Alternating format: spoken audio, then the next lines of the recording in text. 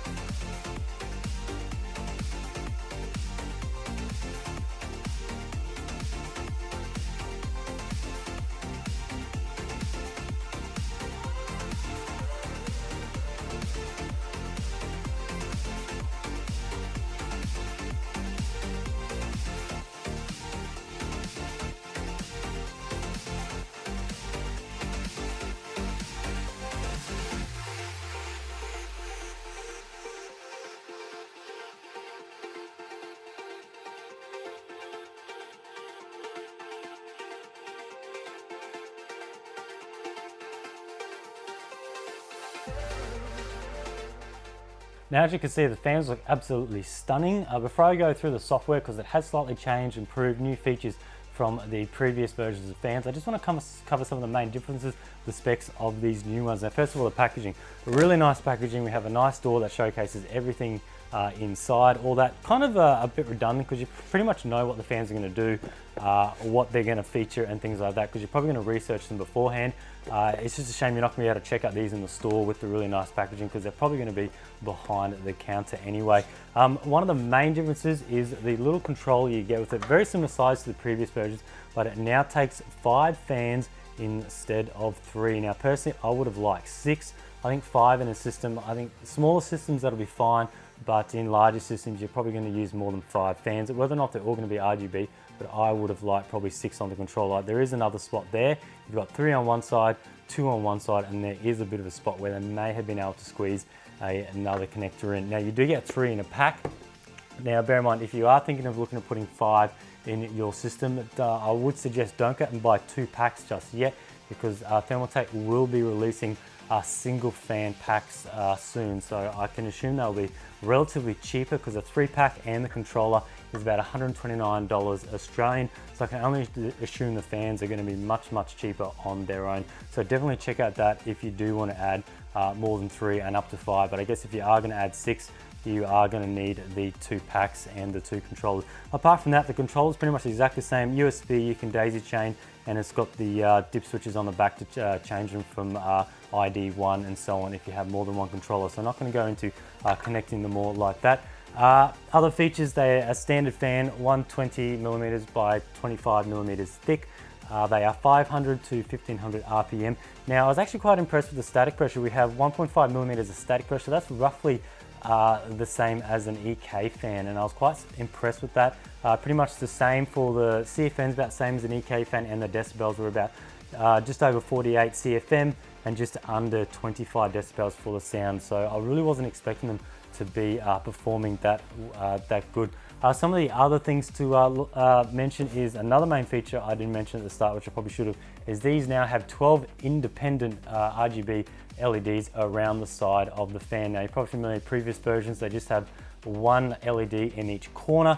These ones have 12 all the way around. And that's probably why you're wondering why the fan looks a little bit different. I've heard quite a few comments of people saying it's got this sort of diffused ring around it. Previous Riing fans had a clear ring. That's because it was just a single color LED across the 4. So if you wanted white, all 4 were white. If you wanted blue, all 4 were blue. So they didn't have to diffuse the different colors between each LED. So when you have the diffuser, which is kind of a sort of a frosted sort of a plastic, you need that to sort of diffuses the different color LEDs. Because if you got a red LED next to a blue LED next to a green LED all in a row, if you just had a clear like the previous Riing fans, you'd just be shooting the colors straight up. So they need to diffuse it to blend the colors together, and you'll see that a little bit later on when I go through the software. New software is another major thing. I'll cover that because you can control every single one of the 12 LEDs, which is really sweet. What else we have? We have sort of a different fan blades than the previous ones. I've sort of compared them a bit there. They are different. They've obviously done some improvements to get the static pressure up, which is good. And the center is a little bit different as well. I've got these little dints in as well. And when it is spinning, it does look pretty cool with the TT Premium logo as well. And then lastly, the cable is 900 millimeters long, which is nearly a meter. That is astounding. That's probably about this long. Now I've got 9 fans in the system behind me. I'm currently doing a review on the Thermaltake View 31, and 9 of these fans having 9, what's that? That's nearly 10 meters of just fan cables. So it is going to be a bit of a mission. Maybe in the future somehow they could do it so the fan cable is interchangeable. So you get the set of cables you want for your fan. So if you're doing an ITX build, you could have order a short set of cables, or if you're doing a larger build, you can get a larger set of cables. But anyway, that's enough on that. We'll jump in and we'll have a look at the software.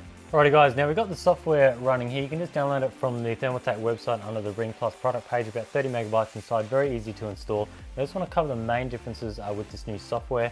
At the top, of course, we've got the controller IDs. We got one controller connected, so we just got one there.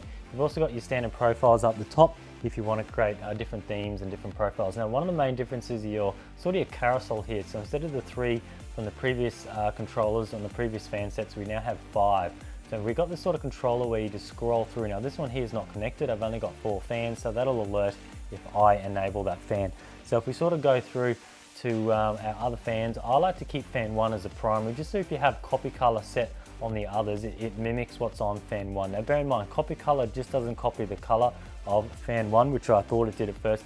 It also does the sort of the speed and the performance. So if I move this up and save it, you'll notice that the other fans will move up as well. So that sort of got me off guard the first time. So I'll just put that back down to silent, just so it's not affecting the microphone. So we've also got performance, silent, and PWM. Now let's take a look down here. So a little bit different from the previous versions. We have 1 to 12 numbers. Now these each represent the different RGB LEDs on the fan.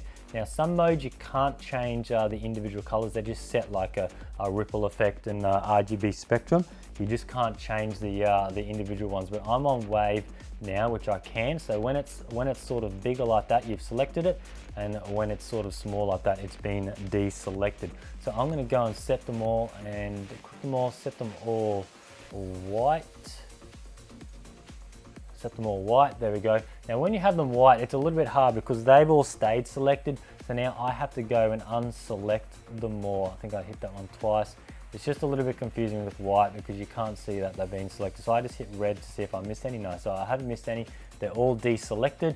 Now I might go and do 12, 6, 9, and 3. Now they are selected only because the previous color was white. I'll set those ones to say red. Now as you can see, that's a pretty cool pattern, but to me, it's just going a little bit too slow. So if we move down to the light speed, we've got slow, normal, it's a little bit faster.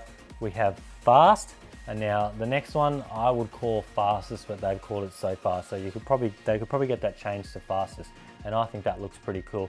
And then you can even sort of add, say you want to deselect these ones. I selected 11, 5, 8, and 2, and you can do blue as well, and that gives you a pretty cool pattern like that. Now other things, we'll just go through the different modes. So I've shown you how to configure each individual fan. Now I still have these on copy color, so whatever I do on this primary fan, all the others are doing, which is probably what you're going to want to do in your system. We have fully lit, so we can just have sort of just a static. We can change these. Let's just change all these ones I got here to different things, say green. Actually, I'll put this one back to white. Actually, I kind of ruined it. So you can see how sort of how crazy it is by not having the colors deselected. It can be quite confusing. You have to make sure you do deselect each thing. So I'll just get that even. That looks pretty even there. So that looks like a pretty wicked thing. So fully lit. We have sound control 1, sound control 2, sound control 3. Now you saw that at the start of the video. I'm not going to go through the sound control now, but I really like sound control 2. It just gives you different effects and different colors that respond to the music. Now it doesn't go through the speakers, it goes through the internal. So you can have your system volume down low, it'll just detect audio going through your system. We have a flow. Now this one I believe you can't change the colors, it just flows through the different RGB color wheel. We've also got Rgb Spectrum. We can't change the colors here because it's just going to go through the RGB mode. There's also ripple. Can't change this one either. This will just go through the different RGB colors. And we've got blinking, which of course you can change your different ones, and you can go so fast and change. You've also got things like different modes. You can either change them from the color mode to full RGB or just single. I guess maybe if you are purchasing these fans, you're probably not going to just go with a single color. You want to sort of make use of all the individual LEDs, but you can just set them to a static one whole color if you want. Now moving on, you've got a LED brightness control here. I've been having a little bit of issue with actually getting this to stick. For some reason it just goes straight back to the top. Someone else might be able to, might know what's causing this, but I'll speak to the Thermaltake guys and see if they know. Let me just take it off that blinking. It's probably going crazy.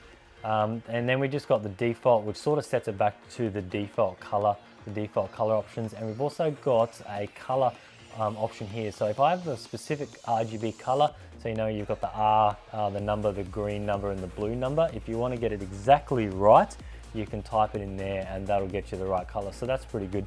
And of course, you've got the light on and off. You can do there, which is pretty cool as well. Yeah, that's pretty much it for covering this software. I just wanted to go through sort of the main features. Up in the settings, they've added another handy thing, auto update. I think a lot of people responded back to Thermaltake that their versions were updating, they were getting issues and stuff like that. So this stops it from doing that. If you're happy with the version you have, it won't update without you knowing, and you can set a password as well. Alrighty guys, that's pretty much it covering the Riing Plus fans. As for the LED brightness not changing, I spent another 10 minutes trying to get the LEDs to change the different brightness, and I could not change it at all. I'm not sure what's going on, whether it's my software. I will reach out to the Thermaltake guys and see what's going on there. Not a huge issue, but if there's an option in the software, I would assume it should work. Other than that, I don't really have any issues. I haven't gone into sort of performance testing against other fans, radiators. It'll probably take a few months of testing. I've only had this for a few days, and I just wanted to get a video out there to show you the cool effects. Apart from that, may have issues with the cable being so long, and maybe just being able to next release maybe add more fan ports, so you can have up to 6 or 7 on the one controller, because I think that'll be perfect. Anyway, I want to thank Thermaltake for sending out these fans to check out. They actually sent me quite a few packs. I'm doing the full RGB View 31 build behind me. I'll be releasing that case review soon, and I want to thank you guys for watching, and stay tuned for next time.